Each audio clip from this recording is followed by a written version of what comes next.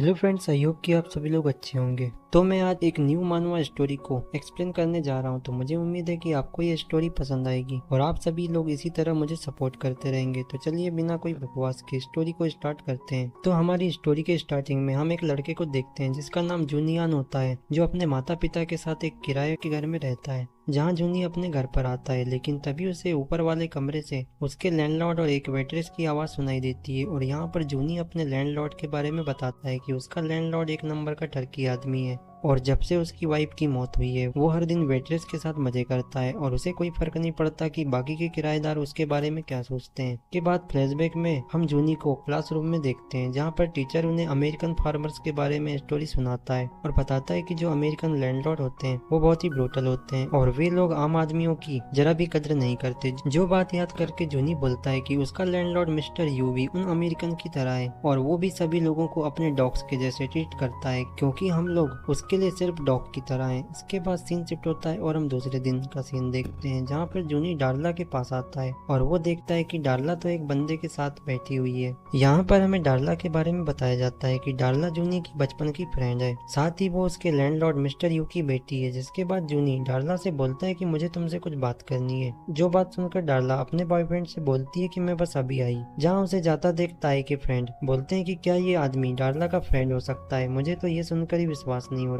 इसके बाद हम डार्ला को देखते हैं, जहाँ पर जूनी बोलता है कि तुम्हारे फादर हर दिन कॉफी शॉप की उस वेट्रेस को बुलाकर उसके साथ मजे करता है और इनको बिल्कुल भी फर्क नहीं पड़ता कि बाकी के लोग क्या सोचते हैं। जो बात सुनकर डार्ला बोलती है कि तुम मेरे फादर के बारे में ऐसा क्यों बोल रहे हो, और वैसे भी क्या उन्होंने ये सब तुम्हारे सामने किया। तो जूनी बोलता है कि नहीं, लेकिन उनकी वजह से मुझे प्रॉब्लम हो रही है। जो बात सुनकर डार्ला बोलती है कि यदि तुमको इतनी प्रॉब्लम हो रही है तो तुम घर छोड़कर जा सकते हो। जो सुनकर जूनी बोलता है कि देखो, मैं जानता हूँ कि तुम्हारे फादर किसी की नहीं सुनेंगे, लेकिन तुम उनकी बेटी हो, इसलिए तुम अपने फादर को समझा सकती हो। और तभी वहाँ पर ताए आकर जूनी को लात मारकर गिरा देता है और बोलता है कि तुम जैसा घटिया आदमी डार्ला से बात करने के लायक नहीं है। जहाँ वो डार्ला से पूछता है कि आखिर ये भिखारी क्या बोल रहा था, तो डार्ला बोलती है कि मेरे फादर रूम रेंट बढ़ा रहे हैं, इसलिए इसने मुझे बोला कि वो इतने पैसे अफोर्ड नहीं कर सकता, इसलिए वो मुझसे सिफारिश कर रहा था कि मैं उसका रूम रेंट कम करवा दूं। जो सुनकर ताए बोलता है कि इन गरीब लोगों की यही दिक्कत है। जहाँ ताए बोलता है कि तुम्हें अपने फादर से बोलकर उसे अपने घर से निकाल देना चाहिए।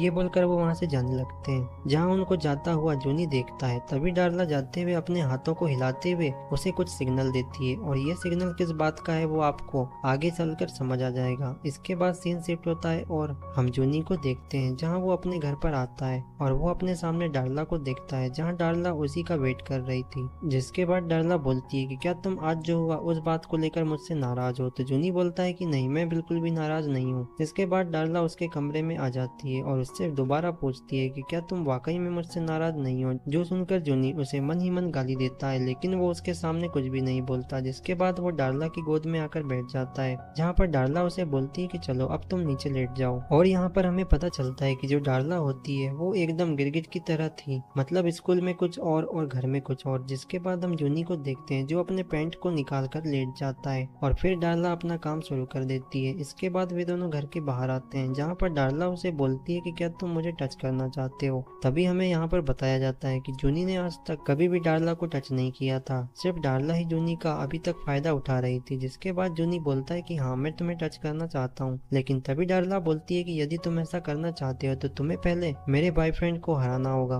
उसके बाद तुम मुझे जितना चाहो टच कर सकते हो। और यहाँ पर ये बात सुनकर जूनी शांत हो जाता है। तभी डार्ला जूनी के चेहरे को देख हंसने लगती है और बोलती है कि मैं तो बस मजाक कर रही थी, लेकिन क्या तुम डर गए। जिसके बाद डार्ला बोलती है कि मुझे पता है कि तुम मेरे बॉयफ्रेंड को हरा नहीं सकते, क्योंकि तुम बहुत ही सीधे हो। और उसी समय वहाँ पर मिस्टर यू के कमरे से वही वेट्रेस निकलती है, जहाँ वो वेट्रेस बोलती है कि लगता है मैंने तुम दोनों को डिस्टर्ब कर दिया। जहाँ उस लड़की को देखकर डार्ला का दिमाग खराब हो जाता है। तभी डार्ला बोलती है कि वैसे तुम पैसों के लिए एक 60 साल के आदमी के साथ ये सब कर सकती हो, मुझे तो ये सब सोचकर ही घिन आती है। जो सुनकर वो वेट्रेस बोलती है कि तुम बदतमीज लड़की, अपनी बकवास बंद करो, मैं यहाँ पर अपनी मर्जी से नहीं नहीं आती, बल्कि तुम्हारा फादर ही मुझे रोज बुलाता है क्योंकि मैं तुम्हारी मॉम के जैसी दिखती हूँ। इसलिए शायद आगे चलकर हो सकता है कि मैं तुम्हारी न्यू मॉम बन जाऊं और तुम्हें तुम्हारा एक छोटा सा भाई दूं। जो बात सुनकर डार्ला को उसके ऊपर गुस्सा आता है, लेकिन जूनी बीच में आकर डार्ला को शांत कर देता है। इसके बाद डार्ला वहाँ से पैर पटकते हुए अपने कमरे में चले जाती है। इसके बाद हम उस वेट्रेस को देखते हैं जो जूनी से बोलती है कि तुम अपना हाथ आगे करो, मुझे तुम्हें एक गिफ्ट देना है। जहाँ वो जूनी को अपनी गारमेंट निकाल कर देती है और बोलती है कि आज रात इसका अच्छे से यूज करना। जहाँ उसकी गारमेंट को देखकर जूनी के पसीने छूटने लगते हैं। तभी वो वेट्रेस बोलती है कि वैसे क्या तुम मेरी फोटो पर मेहनत कर रहे हो या नहीं? तो जूनी बोलता है कि हाँ मैं कर रहा हूँ। तो वेट्रेस बोलती है कि यदि तुमने अच्छी फोटो बना दिया तो मैं तुम्हें वो सब कुछ दिखा दूँ जो तुम देखना चाहते हो। ये बोलकर वो वहाँ से चले जाती है और यहाँ पर हमें इस वेट्रेस का नाम बताया जाता है जिसका नाम हाना होता है। इसके बाद हम फ्लैशबैक में जूनी को देखते हैं जहाँ वो बताता है कि वो हाना से पहली बार उसके ड्राइंग क्लास में मिला था, जहाँ हाना ने बोला था कि क्या वो उसकी ड्राइंग बना सकता है, लेकिन मैंने उसे बताया था कि मुझे अभी ड्राइंग बनाते नहीं आती। तो हाना बोलती है कि अगर तुम मेरी ड्राइंग बनाते हो तो मैं तुम्हें चाय पिलाऊंगी। जो बात सुनकर जूनी के दिमाग में कुछ और ही चलने लगता है। इसके बाद जूनी बोलता है कि ठीक है मैं तुम्हारी ड्राइंग बनाऊंगा। जो सुनकर हाना बोलती है कि तुम्हें फोटो बनाने के लिए एक पोज की जरूरत पड़ेगी, इसलिए तुम कल मेरे घर आ जाना। ये बोलकर वो वहाँ से चले जाती है। इसके बाद हम जूनी को वॉशरूम में देखते हैं जहाँ उसका पेट खराब हो गया था। जिसके बाद वो अंदर आता है, लेकिन तभी उसे किसी लड़की के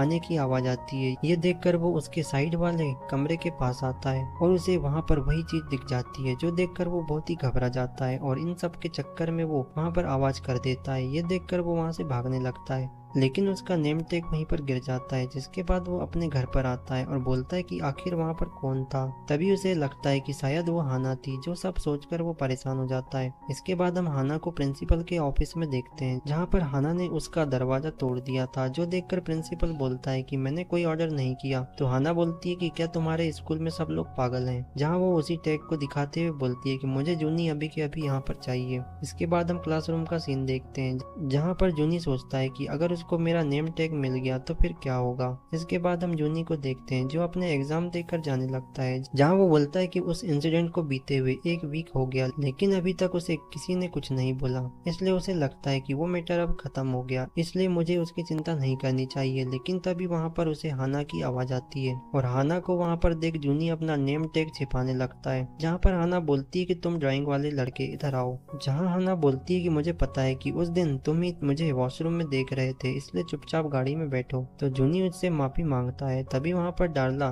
जूनी को हाना के साथ देख उसे घूरने लगती है। जिसके बाद हाना जूनी को लेकर वहाँ से चले जाती है। जिसके बाद हाना जूनी को उसी जगह पर लाती है जहाँ पर ये सब कांड हुआ था और वो उसे वहाँ लाकर समझाती है कि तुम्हें अपनी पढ़ाई पर ध्यान देना चाहिए। जहाँ वो उसका नेम टैग वापस लौटा देती है और बोलती है कि वैसे मैं जितनी बाहर से सख्त हूँ उतनी ही अंदर से नरम हूँ, इसलिए मैं नहीं चाहती कि तुम्हारे जैसे अच्छे बच्चे का नाम खराब हो। जहाँ वो बोलती है कि अगर तुम मेरी ड्राइंग बनाते हो तो मैं तुम्हें ये दिखा सकती हूँ। ये बोलकर वो उसे अपनी वाली चीज दिखाती है, जो देखकर जूनी को तो मजे ही आ जाते हैं। जहाँ हाना बोलती है कि अगर तुमने सेम ऐसी ड्राइंग बना दी तो मैं नेक्स्ट टाइम तुम्हें और भी दिखाऊंगी। तो जूनी बोलता है कि ठीक है मैं अपनी पूरी कोशिश करूंगा। इसके बाद सीन शिफ्ट होता है और हम जूनी को देखते हैं जो अपनी ड्राइंग क्लास में पेंसिल पकड़कर बोलता है कि मुझे हाना की दोबारा देखनी है, इसलिए मैं जरूर से उसकी ड्राइंग बनाऊंगा। ये बोलकर वो काफी प्रैक्टिस करता है, जिसके कारण वो फाइनली हाना की फोटो बना लेता है। इसके बाद सीन शिफ्ट होता है और हम हाना को देखते हैं जो मिस्टर यू के साथ मजे कर रही थी। जहाँ पर नीचे वाले रूम में जूनी को उन लोगों की आवाजें सुनाई देती है, जो सुनकर वो बोलता है कि इस बुड्ढे ने तो हद ही कर दी। जिसके बाद वहाँ पर हम दूसरे लोगों को देखते हैं जो उसके किराएदार थे, जहाँ वे लोग भी ये सुनकर बोलते हैं कि हमारा लैंडलॉर्ड अपनी वाइफ की मौत के बाद बिल्कुल पागल हो गया है। तभी वहाँ पर हम एक दूसरे किराएदार को देखते हैं, जहाँ पर लैंडलॉर्ड की आवाज सुनकर उनका भी माहौल बन जाता है और वे दोनों भी शुरू हो जाते हैं। जिसके बाद हम जूनी को देखते हैं जो अपने हाथों का यूज कर रहा था। इसके बाद हम हाना को देखते हैं जो वहाँ से जाने लगती है। ये देखकर जूनी उसके पास आता है और बोलता है कि मैंने तुम्हारी फोटो बना ली है, इसलिए तुम्हें इसे देखना चाहिए। तो हाना बोलती है कि नहीं, मैं अभी बहुत थक गई हूँ, इसलिए तुम मेरे घर आकर मुझे ये दिखा देना। ये बोलकर वो वहाँ से चले जाती है। जिसके बाद सीन शिफ्ट होता है और हम जूनी को हाना के घर पर देखते हैं, जहाँ पर हाना आती है जो नहाकर निकली थी। तभी जूनी देखता है कि उसने अंदर के कपड़े नहीं पहने। ये देखकर वो बोलता है कि क्या मुझे ये बहकाने की कोशिश कर रही है। जिसके बाद वो हाना को अपनी पेंटिंग दिखाता है और बोलता है कि क्या तुम्हें ये पसंद आई। तो हाना बोलती है कि तुम्हें अभी और भी मेहनत करनी पड़ेगी। जहाँ वो जूनी से पूछती है कि क्या तुमने टाइटैनिक मूवी देखी है। तो जूनी बोलता है कि हाँ मैंने देखी है। तो हाना बोलती है कि उस मूवी में डिकैप्रियो ने रोज का फोटो जैसा बनाया था, मुझे वैसा ही सेम फोटो बनवाना है, इसलिए तुम अभी और भी मेहनत करो। जो बोलकर वो उसे वहाँ से जाने का बोलती है तो जूनी बोलता है कि ठीक। जहाँ वो जाते समय बोलता है कि मैं नेक्स्ट टाइम जरूर अच्छे से पेंटिंग बनाऊंगा। और तभी वहाँ पर जूनी को हाना से बात करता डार्ला देख लेती है, जो देखकर वो बोलती है कि आखिर वो पागल उसके साथ क्या कर रहा है।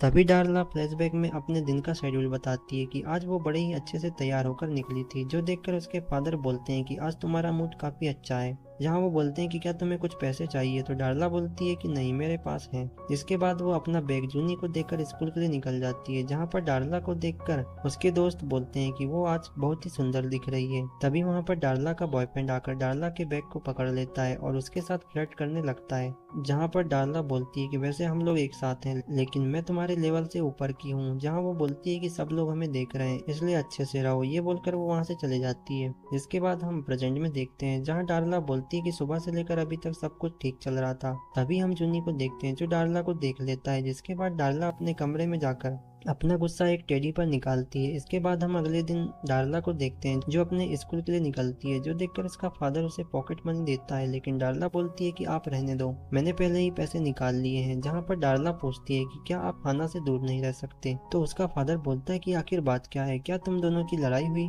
तो डार्ला बोलती है कि क्या आप हाना से शादी करने वाले हो। तो उसका फादर बोलता है कि डार्ला, तुम्हें तो पता है कि तुम्हारी मॉम के गुजर जाने के बाद मैं बिल्कुल अकेला हो गया, लेकिन जब मैं हाना से मिला तो उसमें मुझे अपनी पत्नी दिखाई दी, इसलिए मैंने उसके साथ अपने रिलेशन को स्टार्ट किया। जो सुनकर डार्ला बोलती है कि आप उसे अपनी औकात में रहने बोलो। तो उसका फादर बोलता है कि क्या कुछ हुआ है। तो डार्ला बोलती है कि कल रात मैंने हाना के कमरे से जूनी को निकलते देखा, इसलिए आप उसे बोलो कि वो उससे दूर रहे। तो उसका फादर बोलता है कि यदि ऐसा है तो मैं जूनी को हमारे साथ ज्वाइन होने के लिए बोल सकता हूँ। जो बात सुनकर डार्ला बोलती है कि क्या तुम पागल हो, तुम एक नंबर के कमीने आदमी हो। ये बोलकर वो वहाँ से बाहर आती है, जहाँ उसको अपने सामने जूनी दिखता है, जो डार्ला से बोलता है कि क्या तुमने आज फिर से अपने फादर से लड़ाई की। जहाँ वो बोलता है कि चलो हम स्कूल के लिए लेट हो रहे हैं। जिसके बाद हम स्कूल का सीन देखते हैं, जहाँ पर डार्ला का बॉयफ्रेंड जूनी की पिटाई करने लगता है, क्योंकि डार्ला ने अपने बॉयफ्रेंड को बोला था कि जूनी उसके फादर की गर्लफ्रेंड के साथ मजे करना चाहता है। जहाँ जूनी को डार्ला के ऊपर काफी गुस्सा आता है, लेकिन वो उसे कुछ नहीं करता। जिसके बाद हम फ्लैशबैक का सीन देखते हैं, जहाँ पर जूनी की मॉम कपड़े सुखाने जाती है। तभी वो डार्ला से टकरा जाती है, जो देखकर डार्ला उसकी मॉम को काफी कुछ सुनाती है। जो देखकर जूनी को डार्ला के ऊपर गुस्सा आता है और वो बोलता है कि मैं अपनी मॉम की डिसरिस्पेक्ट नहीं देख सकता। जो देखकर उसकी मॉम जूनी को शांत करती है और बोलती है कि जूनी तुम रुक जाओ, तुम उससे पंगा मत लो। इसके बाद सीन प्रेजेंट में आता है और हम जूनी को देखते हैं, जो अपने गुस्से को पी जाता है और डार्ला के बॉयफ्रेंड से मार खाता है। तभी डार्ला का बॉयफ्रेंड डार्ला को देख बोलता है कि क्या तुम इसके लिए परेशान हो रही हो। तो डार्ला बोलती है कि भला मैं इस जैसे हारे इंसान के लिए क्यों सोचूंगी, तुम्हें इसके साथ जो करना है वो करो। जो सुनकर जूनी को काफी बुरा लगता है और इसी सीन के साथ ही एपिसोड यहीं पर एंड हो जाता है। तो मिलते हैं इसके नेक्स्ट एपिसोड में।